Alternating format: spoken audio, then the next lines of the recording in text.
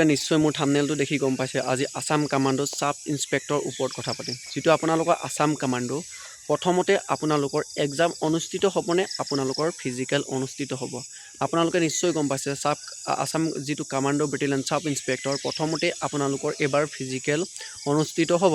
আগতে আছিল আপোনালোকৰ প্ৰথমতে এক্সাম অনুষ্ঠিত হয় এবাৰ ফিজিক্যাল অনুষ্ঠিত হ'ব ফিজিক্যালত আপোনালোকৰ কিমান মাৰ্ক থাকিব টোটাল আপোনালোকৰ থাকিব ফিজিক্যালত 80 মাৰ্কস 80 মাৰ্কস থাকিব আৰু এক্সামত থাকিব আপোনালোকৰ 100 মাৰ্কস আৰু আপোনালোকৰ যেটো সাইকোমেট্ৰিক টেষ্ট বুলি কয় ভাইবাৰ তাত থাকিব আপোনালোকৰ 20 marks Assam commando total sub ইন্সপেক্টৰটো আপোনালোকৰ 200 মাৰ্কৰ এটা এক্সাম হ'বলৈ গৈ আছে তো আপোনালোকে ফিজিক্যালত কিমান মাৰ্ক পালে আপোনালোকে আসাম কামাণ্ডো ব্যাটালিয়নটো এবাৰ এক্সাম দিবলৈ পাব আৰু আপোনালোকক মই আগতেকৈ জনাই দিছো আসাম কামাণ্ডো ব্যাটালিয়নটোত এবাৰ আপোনালোকৰ যেটো কামাণ্ডো সাব ইন্সপেক্টৰ হয় তাত আপোনালোকৰ এক্সামত আপোনালোকৰ কাটঅফটো কম যাব কিন্তু আপোনালোকে ফিজিক্যালত কাটঅফটো বহুতেই দেখিবলৈ পাব তাৰ ৰিজনটো মই আপোনালোকক কৈ আছো শুনক আগতেকৈ মই কৈ দিম কোনটো ইভেন্টত কিমান মাৰ্ক আছে আপোনালোকৰ যেটো আসাম কামাণ্ডো ব্যাটালিয়নত সাব ইন্সপেক্টৰ যেটো 4.8 কিলোমিটাৰ ৰানিং তাত আপোনালোকৰ টাইম থাকিব 20 মিনিট 20 মিনিটৰ টাইম থাকিব আৰু আপোনালোকৰ তাত থাকিব 20 নম্বৰ মানে 20 মাৰ্ক থাকিব আৰু যেটো আপোনালোকৰ লং জাম্প থাকিব 17.5 ফুট লং জাম্প আছে 17.5 ফুট আপোনালোকে মাৰিব পাৰিলে এক্সিলেন্ট হ'ব তাত পাব আপোনালোকে 20 নম্বৰ আৰু আপোনালোকে সিনাপ আছে 14টা সিনাপ যদি আপোনালোকে 14টা মাৰিব পাৰে তাত পাব আপোনালোকে 20 নম্বৰ আৰু আপোনালোকৰ 100 মিটাৰ ৰানিং আছে আপোনালোকৰ 10 সেকেন্ডত মাৰিব পাৰিলে তাত থাকিব আপোনালোকৰ 20 নম্বৰ টোটাল হল ফিজিক্যাল আপোনালোকৰ 80 মাৰ্কসৰ আৰু আপোনালোকে 80 মাৰ্কসৰ ভিতৰত নাই বুলি ক'বলৈ গলো আপোনালোকে আসাম কামাণ্ডো সাব ইন্সপেক্টৰৰ কাৰণে আপোনালোকে 62 প্লাস আপোনালোকে মাৰ্ক পাব লাগিব 62 প্লাস পালে আপোনালোকৰ আসাম কামাণ্ডো যেটো সাব ইন্সপেক্টৰ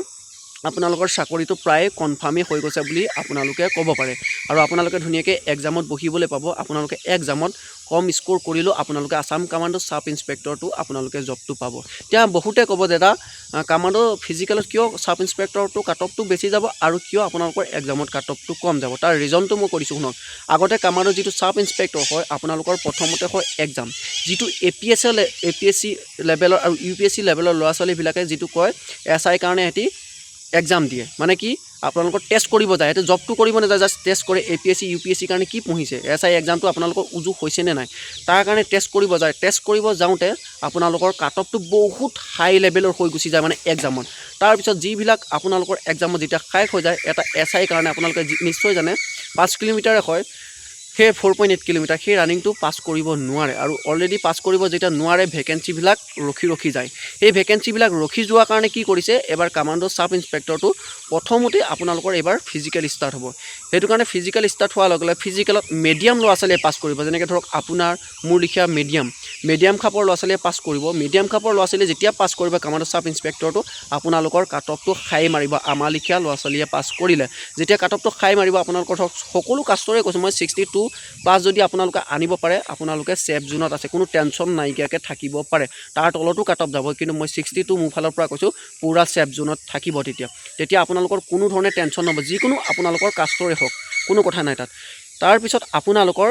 এক্সামত আমালিখা ল'ৰা-ছোৱালী বিলাকে যেতিয়া বহিবলৈ পাব এক্সামত হেতু কাৰণে কাটঅফটো কম যাব আপোনালোকে নিশ্চিন্ত মনে থাকক মই যিকিটা কথা কৈছো আপোনালোকে লাষ্টলৈ প্ৰমাণ চাব আপোনালোকৰ এইকিটাই আপোনালোকে প্ৰমাণ দেখিবলৈ পাব হেতু কাৰণে আপোনালোকে ফিজিক্যালটো ভালকে কষ্ট কৰক আৰু এটু যে নহয় আপোনালোকৰ যে এক্সামৰ কাটঅফটো কম যাব অকল ফিজিক্যালটোতে লাগি থাকিব আপোনালোকে কামাণ্ডো সাব ইন্সপেক্টৰৰ কাৰণে আপোনালোকে ফিজিক্যালো প্ৰেক্টিস কৰক আৰু আপোনালোকে এক্সামৰ কাৰণে ভালকে আপোনালোকে প্ৰিপাৰেচন কৰক ফিজিক্যালো কৰক এক্সামৰ কাৰণে পঢ়ক আপোনালোকৰ 200 ভিতৰত আপোনালোকে কমেও 150 মান নম্বৰ আপোনালোকে আনিব লাগিব আৰু স্পৰ্টত অলপ কাটঅফটো কম যাব কাৰণ কেলে স্পৰ্টৰ ৰিজাৰ্ভেশন আছে এক্সট্ৰাকে কামাণ্ডো সাব ইন্সপেক্টৰত